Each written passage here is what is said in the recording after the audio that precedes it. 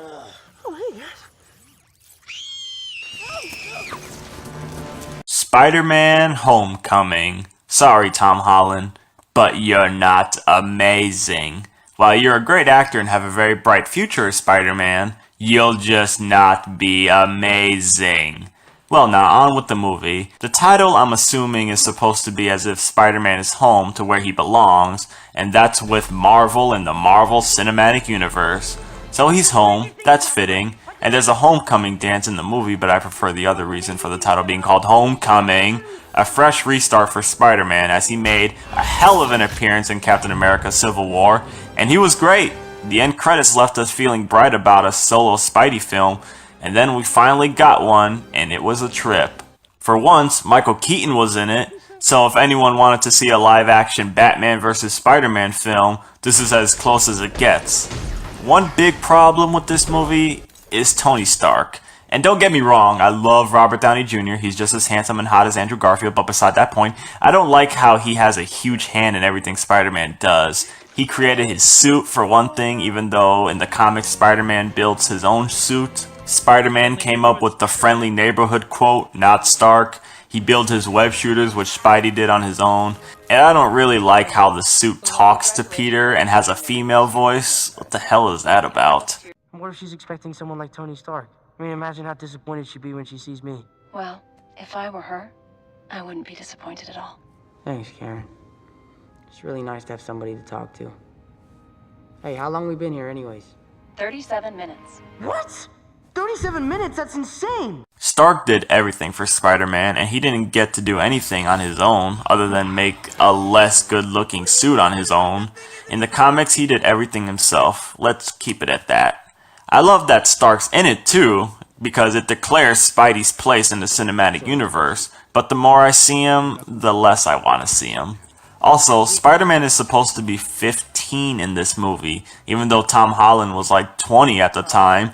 Why can't they ever get actors who are the actual age they want? Best example is The Blob, where every teenager in the film was like in their 30s and 40s. But Holland still nails the performance. Can't wait to see him in more. One great point this film makes about Spider-Man that I've been wondering for a long time is what would happen if Spider-Man was in the desert or a huge field and there was nothing to latch his web on. What would happen? I presume he would just have to run, right? And I love how they bring that up in this movie. What would happen? Well,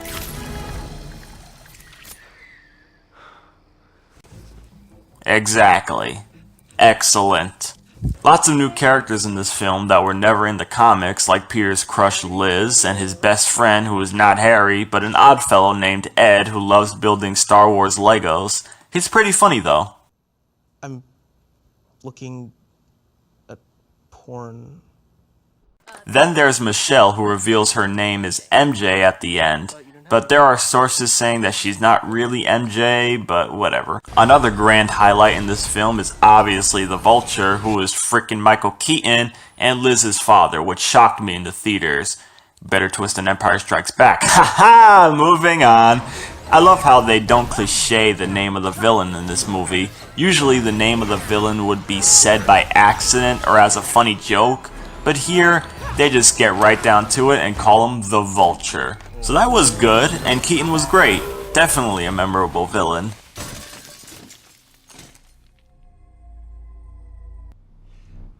I thought this was the anti-gravity gun. What? No, that's that one.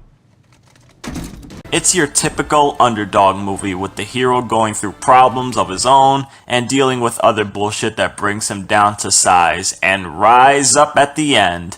That's something you expect from Spider-Man, since somehow he keeps disaging back to high school again and again and again and again and again. I wish I could make myself younger. That's a secret power Peter Parker has, but just doesn't reveal.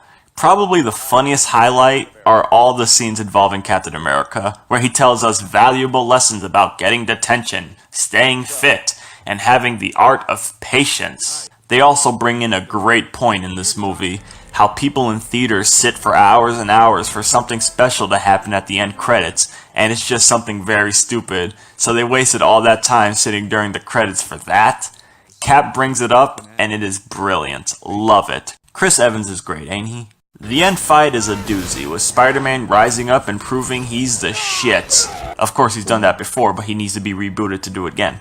Anywho, he saves the day and turns down an offer of a lifetime, which is smart, and it encourages Tony to propose to Pepper. Everyone wins, and Peter is a great inspirational guy. Then May, who's hot as shit, discovers Peter is Spider-Man. Forming in the straight line. They're going through a tight wind. The kids are losing their minds. The blitzkrieg pop.